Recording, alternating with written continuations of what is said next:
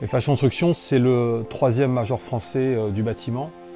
4 branches, construction, infrastructure, énergie et concession, et 8 métiers différents. Parmi le bâtiment, la construction, la promotion, l'aménagement, les concessions avec principalement les autoroutes, APRR et AREA, énergie, tout ce qui est installation électrique, et génie civil avec à la fois des métiers de la route et des métiers du génie civil. Dans le Var, Eiffage Construction Var est implanté depuis plus de 20 ans. On y réalise 30 millions de chiffres d'affaires avec environ une centaine de collaborateurs.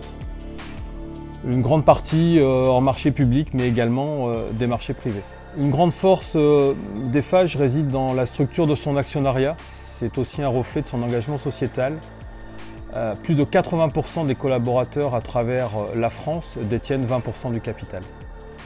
Oui, donc Julien Brun, chargé d'études chez Eiffage Construction depuis déjà 10 ans, donc 5 ans en service études et 10 ans dans le groupe. Voilà. Donc chargé d'études, c'est principalement être en charge du chiffrage, de la conception de projets en phase amont pour répondre aux appels d'offres pour des marchés publics ou privés. Alors, tout d'abord, on m'a demandé effectivement si j'étais plutôt intéressé par ce projet. Et effectivement, Eiffage a une culture sociale longue. Et moi, c'est quelque chose qui m'intéressait par rapport à l'échange humain qu'il peut y avoir entre peut-être deux mondes qui se télescopent un peu différents. Et chacun peut amener un plus, une qualité humaine ou un échange, je pense, en fonction de son milieu social, son expérience professionnelle, de son âge. Voilà. Et je pense que c'est un bon échange, mais dans les deux sens. Voilà. Autant Colline peut m'apporter personnellement, autant je peux lui apporter aussi sur ses projets. Voilà. C'est un échange. Et c'est ça qui est intéressant, je pense, dans ce type de projet. Voilà. Je m'appelle Colline Vignier, j'ai bientôt 19 ans. Et j'ai comme projet pro de faire soit graphiste, soit thanatopractrice. Donc la thanatopraxie, c'est le métier de croque-mort, entre guillemets.